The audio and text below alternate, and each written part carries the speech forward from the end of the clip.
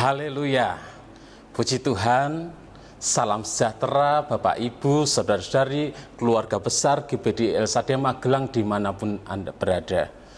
Kembali saat ini kita akan bersama-sama belajar kebenaran firman Tuhan dalam Renungan 79. Firman Tuhan hari ini saya ambil dari Injil Markus, pasal yang ke-8, ayat 2 dan 3. Injil Markus pasal yang ke-8 ayat 2 dan 3 saya akan bacakan. Demikian bunyi firman Tuhan. Hatiku tergerak oleh belas kasihan kepada orang banyak ini. Sudah 3 hari mereka mengikuti aku dan mereka tidak mempunyai makanan. Dan jika mereka kusuruh pulang ke rumahnya dengan lapar, mereka akan rebah di jalan sebab ada yang datang dari jauh. Puji Tuhan, Bapak Ibu Saudara yang dikasihi oleh Tuhan. Di dalam peristiwa mujizat di mana Tuhan Yesus memberi makan 4.000 orang dengan 7 roti dan beberapa ikan, dalam peristiwa ini tidak disertai rincian tentang tempatnya di mana. Yang ada hanya pernyataan secara umum bahwa peristiwa ini terjadi di tempat yang sunyi. Di dalam ayat 4 dikatakan, murid-muridnya menjawab, bagaimana di tempat yang sunyi ini orang dapat memberi makan roti sampai kenyang? Jadi peristiwa ini terjadi di tempat yang sunyi. Kalau kita membaca dalam kisah ini, ada banyak orang yang terus mengikuti Yesus. Ada banyak orang yang ingin mendengarkan firman yang disampaikan oleh Yesus, pengajaran yang disampaikan oleh Yesus. Mereka datang dari berbagai daerah, ada yang datang dari tempat yang jauh. Untuk apa? Mereka ingin berjumpa dengan Yesus. Mereka ingin mendengar pengajaran-pengajaran yang Yesus sampaikan. Sehingga mereka rela datang dari tempat yang jauh. Dan mereka mengikuti Yesus. Terus mengikuti Yesus.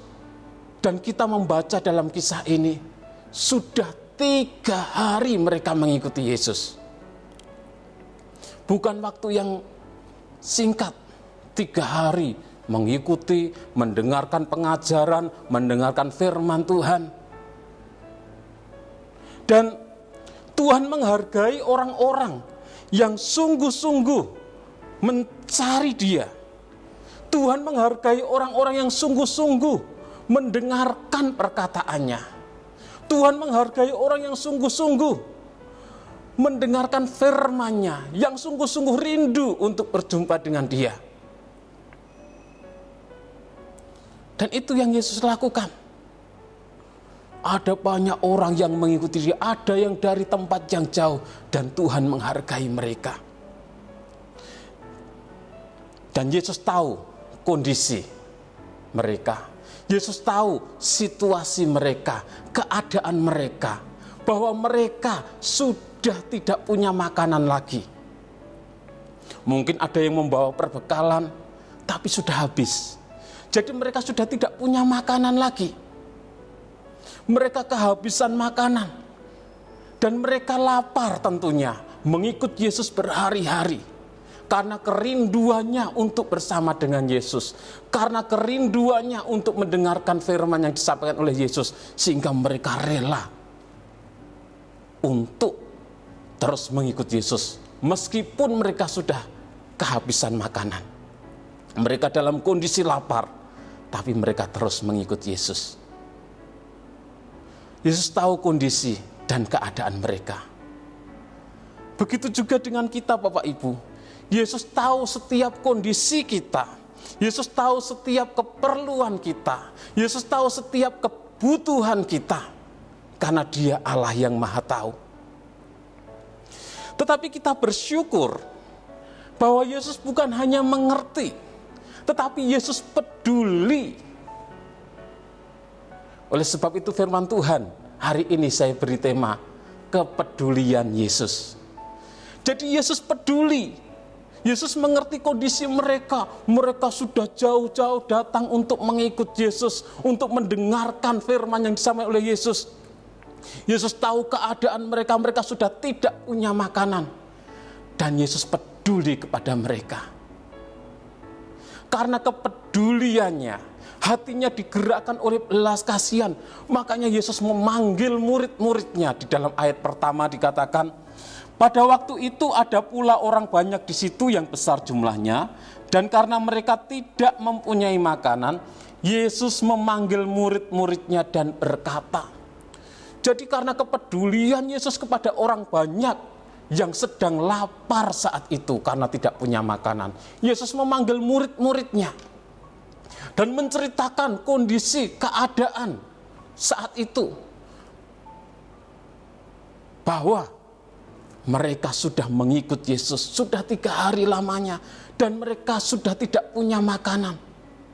Mereka dalam kondisi lapar. Yesus menceritakan hal itu.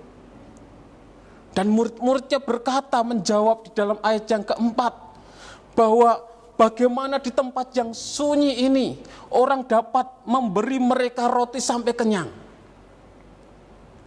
Di tempat yang sunyi, sekalipun mereka punya uang, mereka tidak dapat membeli karena tempat itu tempat yang sunyi. Jadi bagaimana mungkin? Tetapi Yesus dia Allah yang maha kuasa.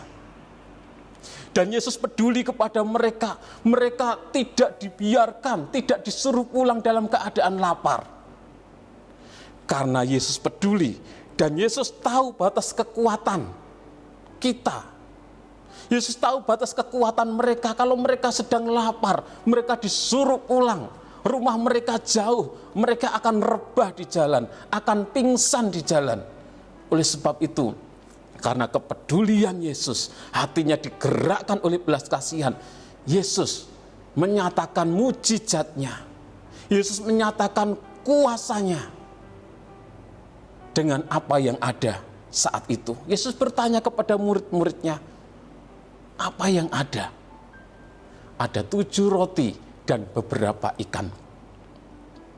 Dan Yesus berdoa mengucap syukur. Berkat itu, roti itu dibagi-bagikan kepada orang banyak itu. Yang jumlahnya 4.000 orang. Dan kita membaca dari kisah ini bahwa semua orang bisa makan sampai kenyang. Dengan 7 roti dan beberapa ikan, 4.000 orang bisa makan sampai kenyang. Bahkan ada sisanya 7 bakul. Luar biasa. Luar biasa Tuhan kita. Dia Allah yang maha kuasa. Dia Allah yang penuh dengan kepedulian. Ketika kita mencari Dia dengan sungguh-sungguh. Ketika kita memiliki kerinduan yang sungguh untuk mendengarkan firman-Nya. Sungguh-sungguh mendengarkan firman-Nya dan melakukan dalam hidup kita. Dia tahu kondisi keadaan kita, situasi yang kita hadapi dan kita alami. Dan Yesus, Dia mempedulikan kita. Apa yang menjadi kebutuhan Bapak Ibu Saudara sekalian? Apa yang menjadi pergumulan Bapak Ibu Saudara sekalian? Apa yang menjadi kerinduan Bapak Ibu Saudara sekalian? Kondisi situasi apa yang sedang kita hadapi? Dia Allah yang mengerti. Dia Allah yang tahu. Dan Dia tidak akan membiarkan kita kalah.